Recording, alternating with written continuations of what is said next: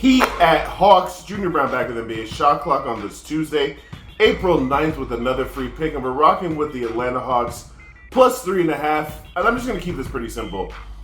I'm not laying 3.5 points with the Miami Heat on the road.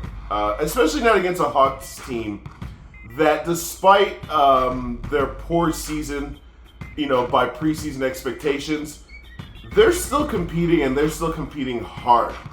They're going to be in the play-in tournament, so they're going to have to win 2 games to get into the playoffs. And you can tell that they've been ramping up for that inevitability. So I'm not trying to say that the Heat are not doing the same. The Heat are still within shouting distance of the 6th seed.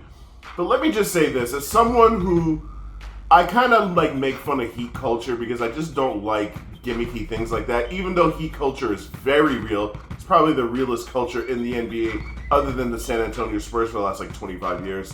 So, no disrespect to Heat culture. That shit is not a switch you can just turn on and off. I get it. You got to be scared of them in the playoffs and all that. But just really watch this team during the regular season. The lineups are all over the place. Their offense stinks. Their defense is very good, but can be inconsistent on a night-to-night basis. You just really have no idea what you're going to get from this team. So, can they go into Atlanta and blow out the Hawks? Of course they can. At their best, Miami is just much better than the Hawks. But Miami's not consistent. And neither are the Hawks, by the way.